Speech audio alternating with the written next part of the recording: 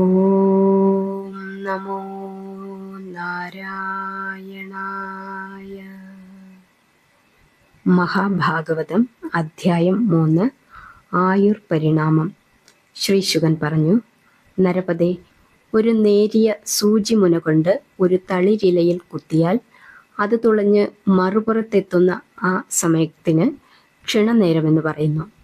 30 ക്ഷണത്തിന് ഒരു ത്രുടി, 30 ത്രുടിക്ക് ഒരു കല, 30 കലയ്ക്ക് ഒരു നിമേഷം അല്ലെങ്കിൽ മാത്ര, അല്ലെങ്കിൽ ഒരു വിരൽ ഞൊടിയുടെ സമയം. 40 മാത്ര സാധാരണ മനുഷ്യൻ്റെ ഒരു വീർപ്പിൻ്റെ സമയമാണ്.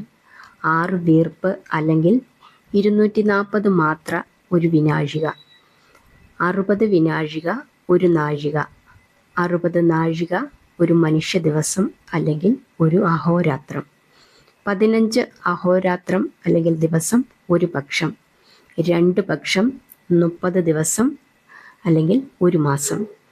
പിതൃക്കളുടെ ഒരു ദിവസമാണിത്. കറുത്ത പക്ഷം അവരുടെ രാത്രിയും വെളുത്ത പക്ഷം അവരുടെ പകലുമാണ്. 365 അഹോരാത്രങ്ങൾ, അതായത് ദിവസങ്ങൾ കൂടുമ്പോൾ മനുഷ്യർക്ക് ഒരു വർഷമാകുന്നു. മേഷാദി 12 മാസങ്ങൾ അതിൽ ഉൾപ്പെടുന്നു. അതിൽ ഉത്തരായനം മകരം മുതൽ 6 മാസമാണ്. ഉത്തരായനം പകലും ദക്ഷിണായനം രാത്രിയുമാണ്. മനുഷ്യരുടെ ഒരു വർഷം ദേവകൾക്ക് ഒരു ദിവസമാണ്. 360 മനുഷ്യവർഷം ദേവകളുടെ ഒരു വർഷമാണ്. ഇതിന് ദേവവർഷമെന്നും ദിവ്യവർഷമെന്നും പറയുന്നു. ഇങ്ങനെയുള്ള 4800 ദിവ്യവർഷങ്ങൾ അല്ലെങ്കിൽ 17,28,000 മനുഷ്യ സംവത്സരമാണ് കൃതയുഗ കാലദൈർഘ്യം. 3600 ദിവ്യവർഷം അഥവാ 12,96,000 മനുഷ്യവത്സരം ത്രേതായുഗത്തിൻ്റെ കാലമാണ്. 2400 ദിവ്യവർഷം അതായത് 8,64,000 മനുഷ്യവർഷങ്ങൾ ദ്വാപരയുഗത്തിൻ്റെ കാലദൈർഘ്യമാണ്. 1200 ദിവ്യവർഷങ്ങൾ അതായത് 4,30,000 മനുഷ്യവർഷങ്ങൾ കലിയുഗത്തിൻ്റെ കാലദൈർഘ്യമാണ്. അങ്ങനെയുള്ള 4 യുഗങ്ങൾക്കും കൂടി ആകെ 12,000 ദിവ്യവർഷങ്ങൾ അല്ലെങ്കിൽ 43,20,000 മനുഷ്യവർഷങ്ങൾ ഉണ്ട്. ഈ 4 യുഗങ്ങൾക്കും കൂടി ഒരു ചതുർയുഗം എന്ന പേർ പറയപ്പെടുന്നു. അപ്രകാരമുള്ള 1000 ചതുർയുഗങ്ങളുടെ കാലം ബ്രഹ്മാവിൻ്റെ ഒരു പകലാണ്. പിന്നെ അദ്ദേഹം നിദ്രയ്ക്കൊരുങ്ങുന്നു. പകലിൻ്റെ അന്ത്യത്തിൽ നിദ്രയ്ക്ക് ആരംഭിക്കുന്ന കാലത്തിന് കൽപ്പമെന്ന് പറയപ്പെടുന്നു. അന്നു മുതൽ പിന്നെ പ്രളയമാണ്. അതായത് ബ്രഹ്മദേവൻ സുഷുപ്തിയിൽ ലയിച്ചിരിക്കുന്ന രാത്രികാലമാണ് പ്രളയം. പകലുപോലെ 1000 ചതുർയുഗങ്ങളുടെ കാലദൈർഘ്യം വിരിഞ്ചൻ്റെ രാത്രിക്കുമുണ്ട്.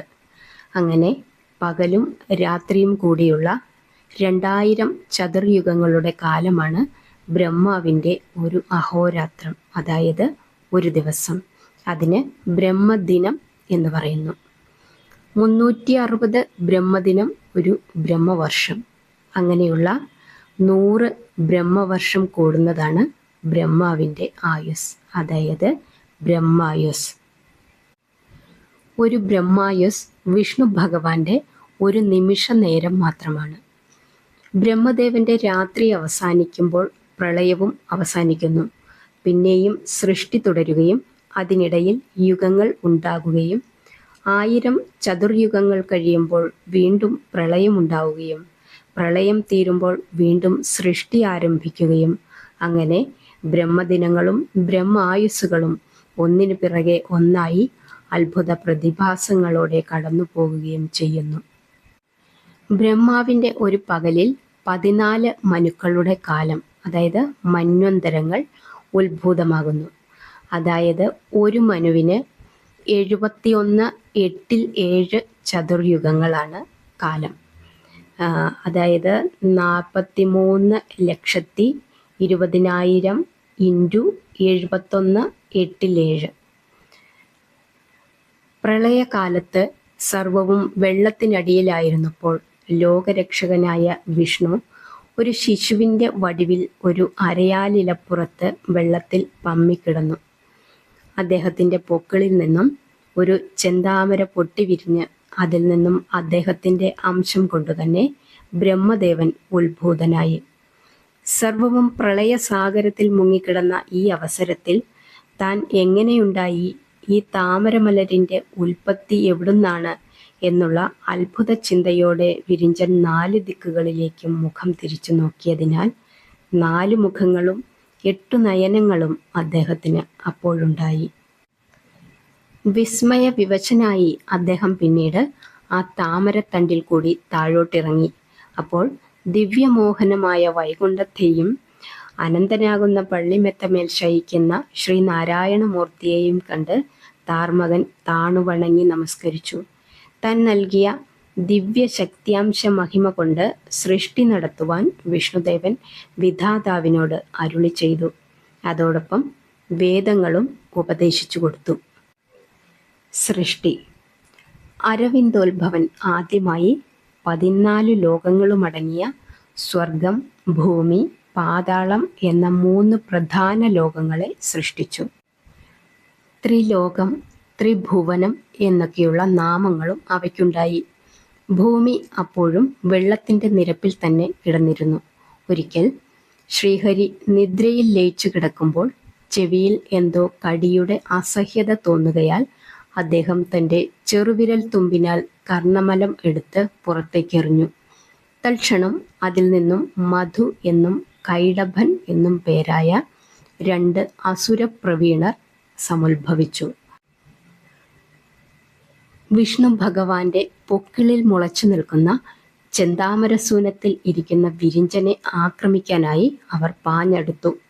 വിധാതാവിൻ്റെ ഭയചഞ്ചലമായ വിഷമാവസ്ഥ കണ്ട് കമലേക്ഷണൻ അവരെ തടുത്തുപിടിച്ച് തൻ്റെ തൃത്തുടമേൽ നിർത്തി സുദർശനത്താൽ നിധനം ചെയ്തു. അവരുടെ മേധസ് ജലനിരപ്പിൽ കിടന്നിരുന്ന ഭൂമിയിൽ വീണു ഒരു കരയായി പരിണമിച്ചു. മേധസ്സിൽ നിന്നും ഉയർന്നു വന്നതുകൊണ്ട് ഈ ധരാതലത്തിന് മേദിനി എന്ന പേരും സിദ്ധിച്ചു. അനന്തരം പത്മാസനൻ വിഷ്ണുദേവനെ ധ്യാനിച്ചുകൊണ്ട് സനകൻ, സനന്ദൻ, സനാതനൻ, സനൽകുമാരൻ എന്ന 4 യുവമുനികളെ സൃഷ്ടിച്ചു. ബ്രഹ്മാവിൻ്റെ ആദ്യത്തെ സൃഷ്ടിയാണത്. അദ്ദേഹം അവരോട് മേലിലുള്ള സൃഷ്ടി നടത്തുവാൻ ആജ്ഞാപിച്ചു. സദാ വിഷ്ണുഭക്തിയിൽ മാത്രം ലീനചിത്തരായി വർത്തിച്ചിരുന്ന അവർ പിതാവിൻ്റെ ആജ്ഞയനുസരിക്കാൻ വിമുഖരായിത്തീർന്നു. തൻ്റെ പുത്രന്മാരായ സൃഷ്ടിയാൽ പുത്രന്മാരായ സനകാദികൾ തൻ്റെ ആജ്ഞയെ ധിക്കരിച്ചതു മൂലമുണ്ടായ കോപം വിരിഞ്ചൻ അടക്കിയെങ്കിലും അതിൻ്റെ ഫലമായി അദ്ദേഹത്തിൻ്റെ ഭ്രൂമധ്യത്തിൽ നിന്നും മൃഡൻ എന്ന ശിവസംഭൂതനായ രുദ്രൻ ഉത്ഭവിച്ചു. ആ രുദ്രൻ വിഭിന്ന രൂപികളായ 11 രുദ്രന്മാരായി ആകൃതി കൈക്കൊണ്ടു. അവരുടെ പേരുകൾ ഇപ്രകാരമാണ്: മനു, മന്യു, മഹാദേവൻ, മഹാൻ, ശിവൻ, ഋതധ്വജൻ, ഉരുരേതസ്, ഭവൻ, കാലൻ, വാമദേവൻ, ധൃതവ്രതൻ. ഇങ്ങനെ 11 രുദ്രന്മാരുണ്ടായി. അതിനുശേഷം ധീ, വൃത്തി, അശന, ഉമ, നിയുക്ത്, സർപ്പിസ്, ഇഢ, അംബിക, ഇരാവതി, ദീക്ഷ എന്നിങ്ങനെ 11 കന്യകമാരെയും അദ്ദേഹം സൃഷ്ടിച്ചു. അവർക്ക് പത്നിമാരായി നൽകി. അനന്തരം സൃഷ്ടിക്ക് ആവശ്യമായ മനനേന്ദ്രിയങ്ങളും ഹൃദയം, കണ്ണ്, മൂക്ക്, ചെവി, നാക്ക്, ത്വക്ക് എന്ന പഞ്ചേന്ദ്രിയങ്ങളും നൽകി മേലിലുള്ള സൃഷ്ടികർമ്മങ്ങളെ ചെയ്യാൻ നാൻമുഖൻ അവരോട് ആജ്ഞാപിച്ചു. അതനുസരിച്ച് അവർ സൃഷ്ടിയും അഭംഗുരം ആരംഭിച്ചു. പക്ഷേ അവരുടെ സൃഷ്ടികൾ അഖിലവും ഭയങ്കര രൂപികളായ രുദ്രമൂർത്തികളായിരുന്നു. അതുകൊണ്ട് അരവിന്ദോത്ഭവൻ മൃഡന്റെ സൃഷ്ടി അവസാനിപ്പിച്ച് തപസ്സിനായി നിയോഗിച്ചയച്ചു. പിന്നീട് ചതുർമുഖൻ തന്നെ സൃഷ്ടികർമ്മം പുനരാരംഭിച്ചു. തൻ്റെ സർഗാത്മക ശക്തിയെ അവയവങ്ങളിൽ വ്യാപരിപ്പിച്ചുകൊണ്ട് അദ്ദേഹം മനസ്സിൽ നിന്ന് മരീചിയെയും, കണ്ണുകളിൽ നിന്ന് അത്രിയെയും, മുഖത്തു നിന്നും അങ്കിരസിനെയും, കർണങ്ങളിൽ നിന്ന് പുലസ്ത്യനെയും, നാഭിയിൽ നിന്ന് പുലഹനെയും, കയ്യിൽ നിന്ന് കൃതുവിനെയും, ത്വക്കിൽ നിന്ന് ഭൃഗുവിനെയും സൃഷ്ടിച്ചു. ബ്രഹ്മാവിൻ്റെ മാനസപുത്രന്മാരായ സപ്തമാമുനികളാണ് ഇവരെന്ന് കീർത്തിക്കപ്പെടുന്നു. അനന്തരം അദ്ദേഹത്തിൻ്റെ പ്രാണനിൽ നിന്ന് വസിഷ്ഠനും, വലത്തുകാലിൻ്റെ പെരുവിരലിൽ നിന്ന് ദക്ഷനും, മടിയിൽ നിന്ന് നാരദനും, വലത്തെ മുലയിൽ നിന്ന് ധർമ്മദേവനും, നിഴലിൽ നിന്ന് കർദ്ധമനും, സൗന്ദര്യത്തിൽ നിന്ന് സരസ്വതിയും, വിയർപ്പിൽ നിന്ന് ജാമ്പവാനും, ജ്ഞാനശുദ്ധിയിൽ നിന്ന് ഗർഗനും ഉത്ഭവിച്ചു. ഇവരെല്ലാവരും ബ്രഹ്മസന്തതികളായി തന്നെ പരിഗണിക്കപ്പെട്ടു വരുന്നു. സരസ്വതിയെ സൃഷ്ടിച്ചപ്പോൾ ആ ദേവിയുടെ നിരതിശയ സൗന്ദര്യവിലാസം കണ്ട് നാൻമുഖൻ നിത്യവിരക്തനാണെങ്കിലും പെട്ടെന്ന് കാമപീഡിതനായി തീർന്നുപോയി. സനകനും ദക്ഷനും അതുകണ്ട് അധർമ്മപരമായ ആ പാപവികാരം പരിവർജിക്കുവാൻ പിതാവിനെ ഉപദേശിച്ചു. ആത്മജ്ഞാന ബോധോദയമുണ്ടായ നളിനാസനൻ ആ ഉപദേശം സ്വീകരിച്ചു. എങ്കിലും പുത്രി എന്ന ഭാവേന പുത്രി വാത്സല്യത്തോടെ സരസ്വതിയെ തൻ്റെ കൂടെ തൻ്റെ സന്തത സഹചാരിണിയായി താമസിപ്പിച്ചു. സത്യമറിയാതെ പാപികൾ സരസ്വതി ദേവി സാരസോത്ഭവൻ്റെ പത്നിയാണെന്ന് അപലപിക്കുന്നുണ്ട്. പിന്നീട് ബ്രഹ്മദേവൻ തൻ്റെ ദക്ഷിണ ഭാഗത്തു നിന്നും ഒരു പുരുഷനെയും വാമഭാഗത്തു നിന്നും ഒരു സ്ത്രീയെയും തൻ്റെ കലാവിരുതനുസരിച്ച് സൃഷ്ടിച്ചു. ആ പുരുഷൻ സ്വയംഭുവ മനു എന്നും സ്വയമേവ ഉണ്ടായ ആദ്യത്തെ മനു, സ്ത്രീക്ക് ശതരൂപയെന്നും നാമകരണം ചെയ്യപ്പെട്ടു. അവർ തമ്മിൽ വിധി നിയോഗമനുസരിച്ച് വിവാഹബന്ധിതരായി. അവർക്ക് 2 പുത്രന്മാരും 3 പുത്രിമാരും ജനിച്ചു. ദ്വിതീയ നന്ദിനിയും സുന്ദരിയുമായ ദേവഹൂതി എന്ന കന്യകയെ ബ്രഹ്മദേവന്റെ നിഴലിൽ നിന്നുണ്ടായ കർദമന് വിവാഹം കഴിച്ചു കൊടുത്തു.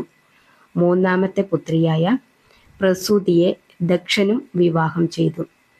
സ്വയംഭുവമനുവിൻ്റെ പുത്രന്മാരുടെ പേരുകൾ പ്രിയവ്രതനെന്നും ഉത്താനപാദനെന്നും ആയിരുന്നു.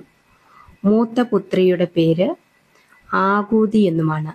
കർദമനും ദേവഹൂതിയും വലിയ വിഷ്ണു ഭക്തരായിരുന്നതിനാൽ അവരുടെ ഭക്തിയുടെ ഫലമായി അവർക്ക് 9 സൽഗുണവതികളായ പുത്രിമാരും ശ്രേഷ്ഠനായ ഒരു പുത്രനും ജാതനായി. മഹാഭാഗവതത്തിൻ്റെ 3ാമത്തെ അധ്യായം ഇവിടെ പൂർണ്ണമാവുകയാണ്. 4ാമത്തെ അധ്യായം നമുക്ക് അടുത്ത വീഡിയോയിൽ നോക്കാം.